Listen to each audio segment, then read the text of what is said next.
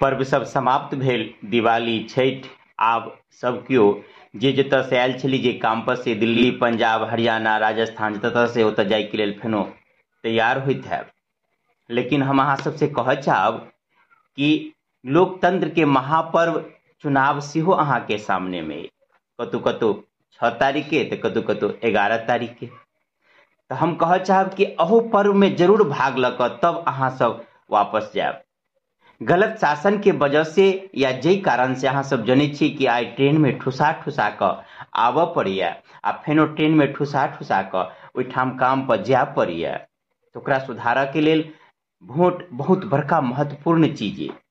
आ कोई व्यक्ति ये नहीं कहबे कि एकटा वोट से की हेतै, एकटा हमरा एगो वोट नहीं देबै तऽ की हेतै। नहीं, एक एकटा वोट महत्वपूर्ण है। अहाँ के एक एकटा वोट जीत हार के फैसला कर सकैया। तो ध्यान राखब कि एक एकटा वोट महत्वपूर्ण है। वोट जरूर गिरायब आ सोच समझ के गिरायब। आ एतबे नहीं, अहू बात के ध्यान राखऽ पड़त कि जेनाहिए एक एकटा वोट अहाँ के महत्वपूर्ण है, ओहि क्षेत्रीय नेता के जिताबऽ के लेल, विधानसभा क्षेत्र में जे अहाँ के खारे ओकरा जिताबऽ के लेल, तेनाहिए एक एकटा सीट महत्वपूर्ण है जकरा राज्य के नेतृत्व जे पार्टी के दिए जा रहल छे या जकर सरकार बनाबऽ के इच्छा बनने छे, वो सरकार बनाबऽ के लेल बहुते बेर देखबै कि एकेटा सीट के कारण, दुएटा सीट के कारण सरकार गिर गेलै या सरकार नहीं बन पाबि रहल है। तो जकर सरकार अहाँ बनाबऽ चाहे छी, उस सरकार बनाबऽ के लेल एक एकटा सीट महत्वपूर्ण है।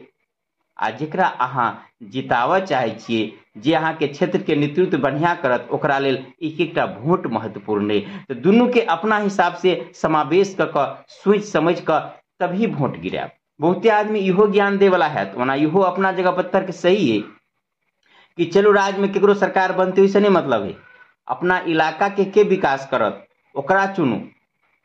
लेकिन अहू पर ध्यान दे के, मान लिए कि इलाका के लोग बढ़िया है, ओकरा तो चुन लेलिए, लेकिन ओकरा वोट देला से ओकर जे अगाड़ी के नेतृत्व है, ओकर सरकार नहीं बन रहल है, तो फेन ई विधायक जे बनते वो मजबूत नहीं हेते। तो विधायक मजबूत नहीं हेते तो फेन ओकरा पुते विकास नहीं हेते।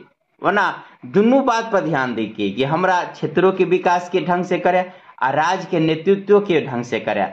तो दुनू बात पर ध्यान रख कर अपना हिसाब से सोच समझ कर। वरना बहुत क्रिएटर सब तो पार्टियों के नाम ल लिया कि फलना के दियो, लेकिन हम कोनो पार्टी के नाम नहीं लेब। अहाँ सब अपना बुद्धि विवेक के हिसाब से सर्वे करियो, जांचियो, परखियो आ सोच समझ कर एकटा नीक पार्टी के वोट दियो जे बिहार के भविष्य के निर्माण करे, भविष्य के लेल बढ़िया काम करे। फिर फेन से कहब कि लोग दिवाली छठ पर्व में तो भाग लेवे के लिए, लेकिन इहो लोकतंत्र के एगो महापर्व है, तो अहो में बिना हिस्सा लेने नहीं जायब। जय मिथिला, जय मैथिली।